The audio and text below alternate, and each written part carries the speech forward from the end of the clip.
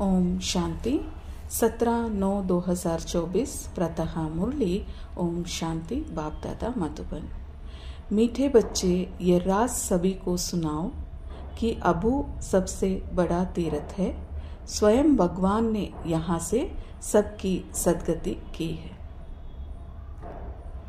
तो आज बाबा हेडलाइंस में बता रहे हैं कि ये राज जाके हमें सभी को बताना है कि अबू सबसे बड़ा तीर्थ है, क्योंकि 63 जन्म से हम आत्माओं को भक्ति करते करते वही संस्कार है कि हम लोग तीर्थ स्थान पे जाते हैं तो हमारा पाप धुल जाएगा, हमें सद्गति मिल जाएगी। तो बाबा कहते हैं सबसे बड़ा तीर्थ स्थान है अबू, तो जाके इस बात को आपको समझानी है। तो और स्वयं जो भी हम तीर्थ स्थान में गए हैं वो तो मंदिर हैं, लेकिन अबू में स्वयं भगवान यहाँ से सबकी सद्गति करते हैं। यानी यहाँ पे परमात्मा परमधाम से अवतरित होके, यानी कि ब्रह्मा बाबा की तन को आधार लेते हुए हमें उनकी सच्ची ज्ञान को सुनाने के लिए आते हैं। तो यह बात हमें सबको समझानी है कि सद्गति की प्राप्ति स्वयं परमात्मा ही कर सकते हैं, ना कि कोई देहदारी। आज का प्रश्न मुरली से, कौन सी एक बात मनुष्य अगर समझ जाए तो यहाँ भीड़ लग जाएगी। तो बाबा उत्तर में ये समझाने दे रहे हैं, मुख्य बात समझ लो कि बाप ने जो राजयोग सिखाया था वह अभी फिर से सिखा रहे हैं, वह सर्वव्यापी नहीं है। तो देखिए, मुख्य बात यह है कि बाबा ने जो राजयोग सिखाया था अभी फिर से सिखा रहे हैं। यानी कि दुनिया वालों को ये बात पता नहीं है कि ड्रामा रिपीट होगी। अगर ये बात उनको पता चलता तो वे लोग पहले से आ जाते, अपना श्रेष्ठ कर्म बना लेते और भाग्य बना लेते। तो ये किसी को पता नहीं है, ये राज है। जब स्वयं परमात्मा आते हैं तभी हमें इस ज्ञान के आधार से पता चलता है कि ड्रामा अनुसार परमात्मा संगम युग पे आके हमें राजयोग सिखलाते हैं। तो अभी हमें पता चला है तो हमें उन्हें भी बताना चाहिए। और फिर दूसरी बात यह है कि भगवान सर्वव्यापी नहीं है, भगवान परमधाम के रहने वाले हैं, वो सर्वव्यापी नहीं है। ये भी समझ दुनिया वालों को नहीं है। जैसे ही वे लोग समझ लेंगे तो वे आ जाएंगे। बाप इस समय अबू में आकर विश्व में शांति स्थापन कर रहे हैं।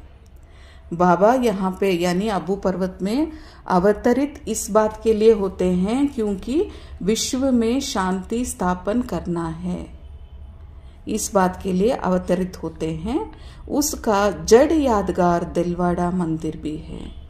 बाबा कहते हैं भारत में अगर यादगार है तो वह है दिलवाड़ा मंदिर, ज्ञान का यादगार और जड़ चित्र का मंदिर वह दिलवाड़ा मंदिर है, जो कि वह भी राजस्थान में है जहां अबू पर्वत है। आदिदेव यहाँ चैतन्य में बैठे हैं, यानी आदिदेव यानी ब्रह्मा बाबा वहां पे माउंट आबू में चैतन्य बैठे हुए हैं। ये चैतन्य दिलवाड़ा मंदिर है। यहाँ यह बात समझ लो तो अबू की महिमा हो जाएगी। तो बाबा कहते हैं एक है जड़ मंदिर और दूसरा है चैतन्य, जो कि ब्रह्मा बाबा, और फिर मधुबन। तो बाबा कहते हैं ये बात जब सब लोग समझ लेंगे तो अब्बू की महिमा हो जाएगी और भीड़ बहुत लग जाएगी। अबू का नाम भाला हो गया तो यहाँ बहुत आएंगे। जैसे ही इस सच ज्ञान का सभी को पता चलेगा तो सब लोग अबू में आने के लिए तैयार हो जाएंगे। अच्छा, ओम शांति। और आगे बाबा बताते हैं, बच्चों को योग सिखाया और सब जगह आपे ही सीखते हैं, सिखलाने वाला बाप नहीं होता। तो बाबा कहते हैं कि स्वयं परमात्मा आके यहाँ हमें राजयोग सिखाते हैं और सभी जगह में आप ही यानी मनुष्य दूसरे मनुष्यों को सिखाते हैं। वहाँ बाप नहीं होता, यानी कि परमात्मा वहाँ पे जाके उन्हें सिखलाते नहीं हैं। परमात्मा आते हैं माउंट आबू में और अवतरित होते हैं ब्रह्मा की तन के आधार से, और दूसरी जगह में बाप नहीं होते। एक दो को आप ही सिखलाते हैं। वहाँ क्या होता है, आज की दुनिया में आप जो भी देखते हैं, स्थूल योग होता है जो कि एक्सरसाइज माना जाता है, या फिर और कोई मेडिटेशन, वहाँ के अपने ही गुरु यानी जो देहधारी होते हैं वे लोग जो ज्ञान देते हैं उसके आधार से उसी को सुन के फिर ये उसी को सुनाते हैं। तो यहाँ तो बाप बैठ सिखलाते हैं बच्चों को। तो बाबा कहते हैं यहाँ यानी कि ब्रह्म कुमारी सेंटर्स जो हैं वहाँ पे बाबा के सुनाए हुए ज्ञान को ही सुनाते हैं जो स्वयं परमात्मा ने मधुबन में बैठ के सुनाया था। तो वही ज्ञान हमारे ब्रह्म कुमारी के हर सेंटर्स में सुनाया जाता है। तो ये रात दिन का फर्क हुआ ना। तो बाबा कहते हैं रात मना अज्ञान और दिन मना ज्ञान।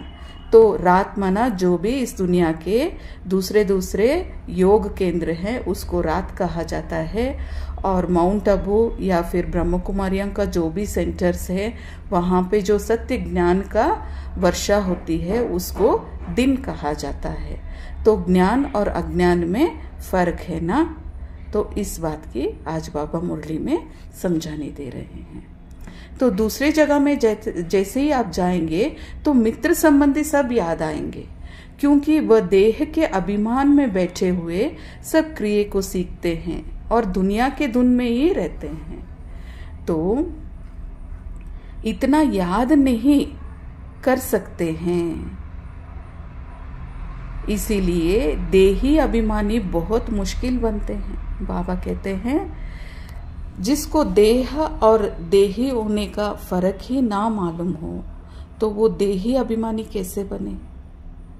तो इन दोनों में बहुत फर्क है ना। यहाँ तो देही अभिमानी तुमको बहुत जल्दी बनना चाहिए। बाबा के ज्ञान के आधार से हमें बहुत जल्दी ही देही अभिमानी बनना चाहिए, परंतु बहुत हैं जिनको कुछ भी पता नहीं है। शिव बाबा हमारी सर्विस कर रहे हैं, तो बहुत हैं जो इस बात की भी समझ नहीं लेते हैं कि हमें जो यहाँ पे ज्ञान मिलता है वो परमात्मा के द्वारा मिलता है और स्वयं परमात्मा हमारी सर्विस कर रहे हैं। और हमको कहते हैं कि अपने को आत्मा समझ बाप को याद करो, और बाबा यही समझाने देते हैं कि अपने को पहले आत्मा समझो। इस देह से न्यारा मैं आत्मा हूँ, मुझ आत्मा को ये पात्र मिला हुआ है और मैं अपना पात्र बजा रहा हूँ, और मैं आत्मा परमात्मा का संतान हूँ और अब मैं आत्मा परमात्मा का ज्ञान को धारण कर रहा हूँ। ये बात की पहले आप समझानी लो। अपने आप को आत्मा समझ बाप को याद करो। अच्छा, ओम शांति। आज का धारणा के लिए मुख्य सार। पहला पॉइंट, देही अभिमानी बनने का पूरा पूरा पुरुषार्थ करना है। देखिए, जब तक हम आत्मा अभिमानी यानी देही अभिमानी नहीं बनेंगे तो कुछ फायदा नहीं है, बाबा बता रहे हैं। क्योंकि ये जो ज्ञान बाबा हमें दे रहे हैं कंप्लीट आत्मा अभिमानी बनने के लिए ही, तो इसके लिए हमें पूरा पुरुषार्थ करना है। पूरा बाबा डबल जोर दे रहे हैं, पूरा पुरुषार्थ करना है। ऐसे कभी नहीं सोचना है कि जो नसीब में होगा,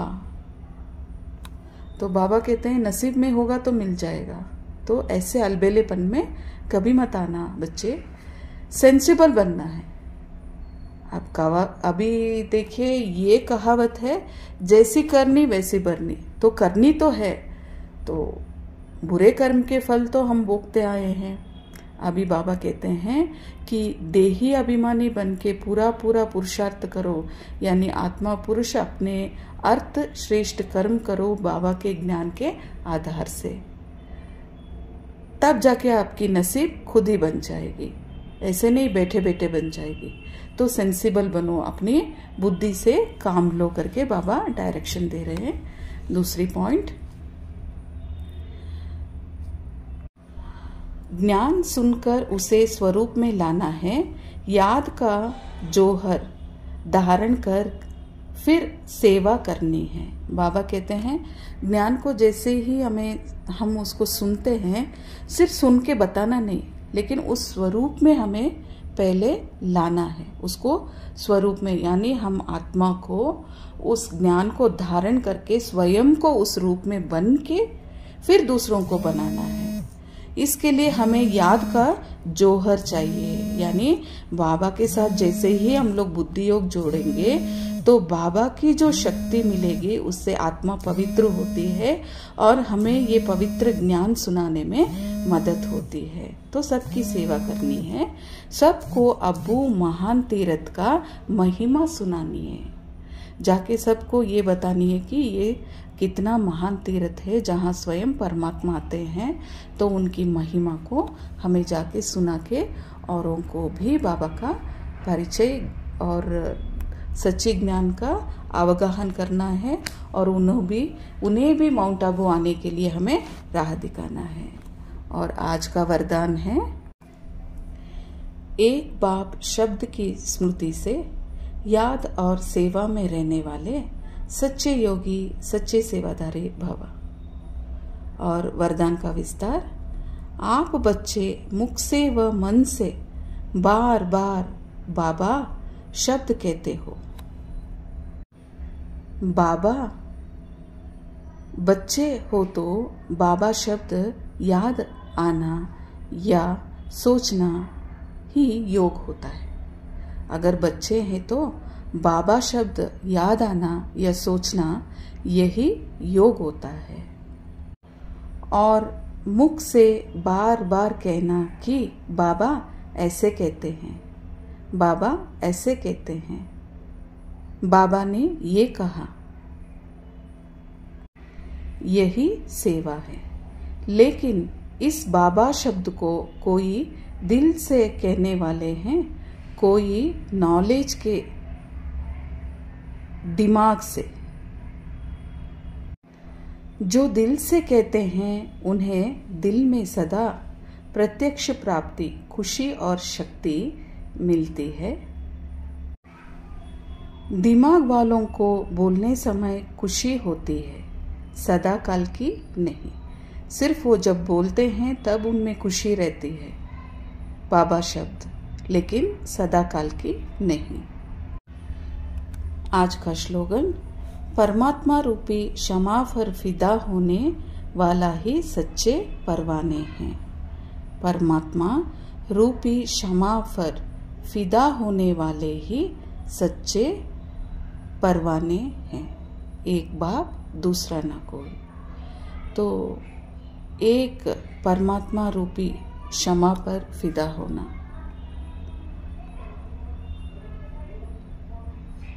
इस बात पे हमें सेल्फ चेक करना है और अपना पुरुषार्थ करना है कि क्या हम ऐसे फिदा होने वाले बच्चे हैं।